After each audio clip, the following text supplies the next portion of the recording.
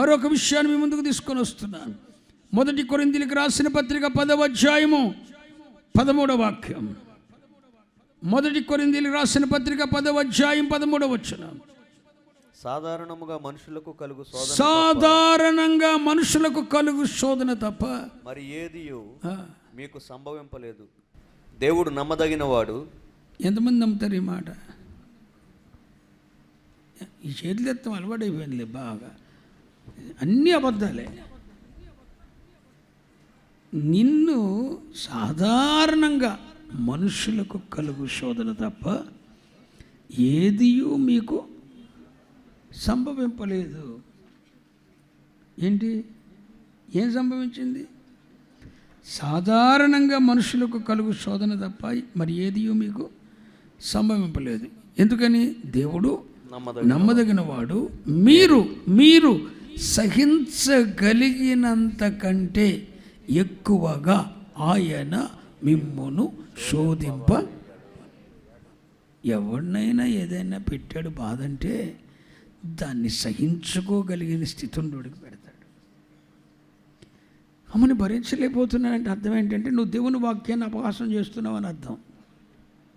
దేవుడు నాతో ఒకసారి మాట్లాడాడు, ప్రభు ఈ అనారోగ్యాన్ని నేను భరించలేను, ఈ ఆర్థిక పరిస్థితిని భరించలేనంటే అంటే నువ్వు నా వాక్యాన్ని హేళన చేస్తున్నావు. నేను ఎక్కువగా శోధించలేదు. ఆ వాక్యం పెట్టినానా? సహింపగలిగినంత కంటే ఎక్కువగా నేను మిమ్మను శోధింపబడనీయను. అంటే శోధించేది ఈయన కాదు, శోధించటానికి అవకాశం ఇచ్చేది ప్రభు. దేవుడు శోధించడు. ఆ సైతాన్ని ఎందుకు అవసరం దేవునికి? ఇదే మర్మం. దేవుడు కీడు విషయమై ఎవరిని శోధించాడు. కీడు విషయమై దేవుడు ఎవరిని శోధించాడు. మరి నిన్ను భయపెట్టి వాక్యానుసారంగా జడిపించి ఎన్ని చేయడానికి దేవుడికి ఎవరు కావాలి? శోధించేవాడు ఒకడు కావాలి. ఎవడాడు? సాతానుగాడు. ఆ సాతానుగాడు నీలో పరివర్తన రావడానికి, నాలో పరివర్తన రావడానికి, నీలో ఒక రూపాంతరికి జరగటానికి, ఆడికి దేవునికి మధ్య జరిగే ఘర్షణలో కొన్ని అనుమతిస్తాడు. శోధించటానికి అనుమతిస్తాడు. శోధించేవాడు దేవుడు కాదు, శోధించేవాడు అపవాది. ఆ శోధించటానికి అనుమతించేవాడు దేవుడు. అనుమతి ఇవ్వబోతే శోధించడానికి వీల్లేదు.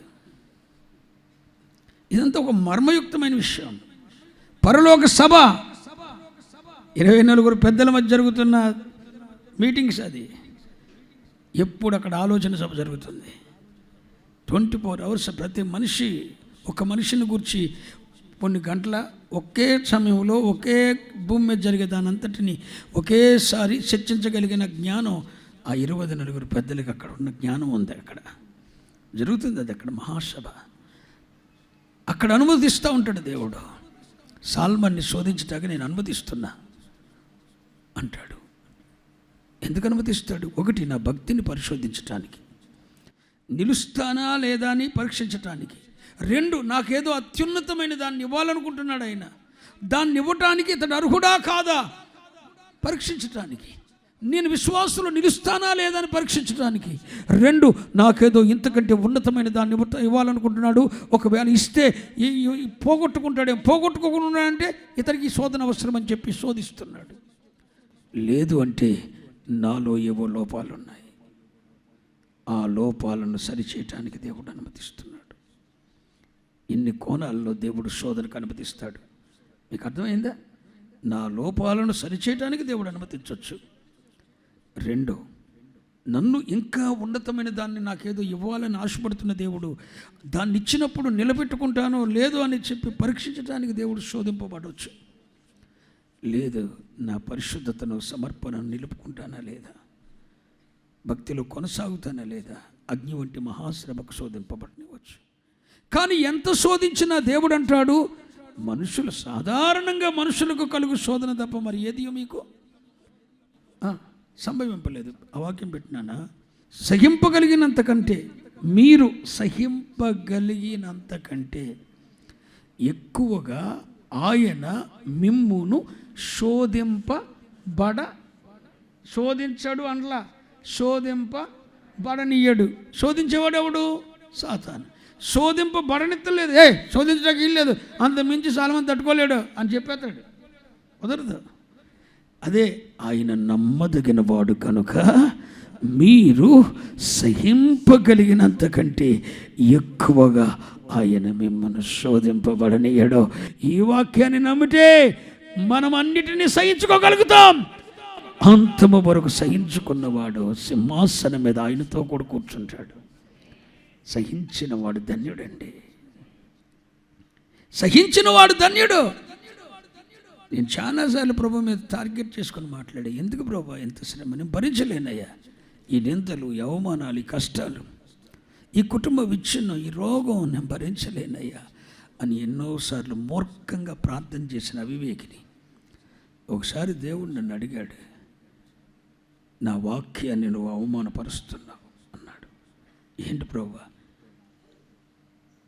సహింపగలిగిన దానికంటే నేను ఎక్కువ శోధింపను అన్నానుగా, మరి సహించలేను అంటున్నావు అంటే అర్థం ఏంటి? నేను అన్యాయిస్తున్నా నీ ఉద్దేశం కాదు ప్రభు. ఆ రోజు నుండి ఈ రోజు వరకు కూడా నా మనసులో కూడా నేను దీన్ని సహించలేను ప్రభు అని ఆలోచనలో కూడా రానియకుండా ఇది నాకు అవసరమని యాక్సెప్ట్ చేస్తూ వస్తున్నాను.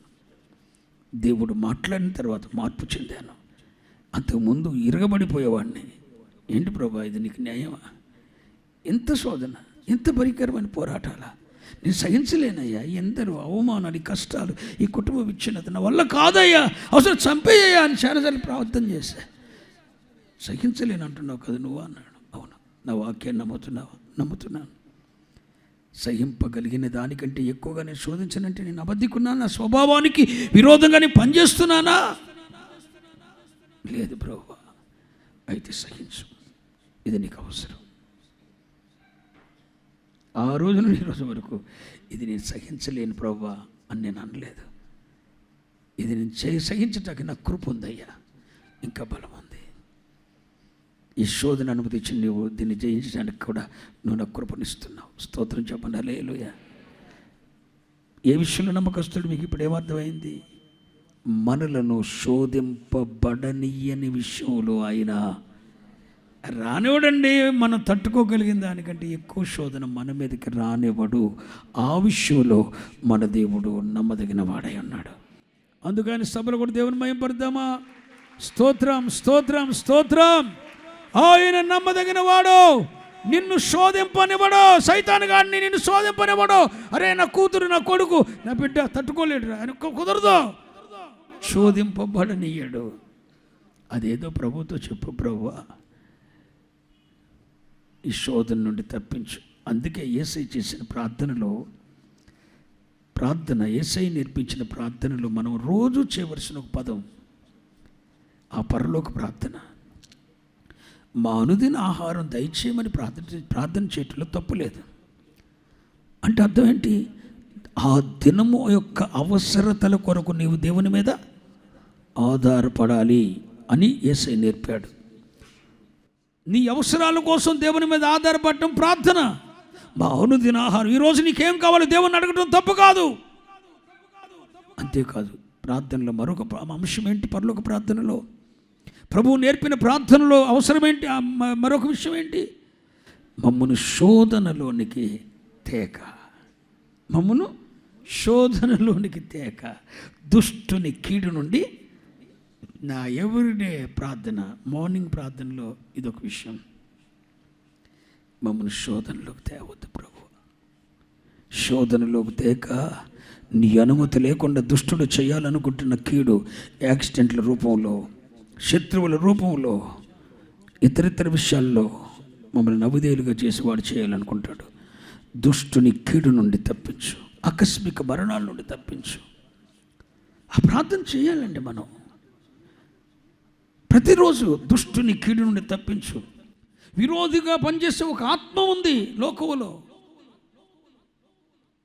దేవుని నీతికి వ్యతిరేకంగా పనిచేస్తున్న ఒక శక్తి లోకంలో ఉంది. నువ్వేం చేయాలి? మమ్మల్ని శోధనలోనికి తేక పరలోకమందున్న మా తండ్రి అంటే ఆ ప్రార్థన చేయమని నేను చెప్పట్లా. ఆ ప్రార్థనలో ఉన్న అనుభవాలను నువ్వు చేయాలని చెప్తున్నా. మమ్మల్ని శోధనలోకి తేక, దుష్టుని కీడు నుండి తప్పించమని ప్రార్థన చేయాలి. అప్పుడు దుష్టుని కీడు మన మీద ఏలుబడిచేది. ఆయన నమ్మదగిన వాడు కనుక మనము సహించగలిగిన దానికంటే ఎక్కువగా మనలను శోధింపనీయడో. హల్లెలూయా.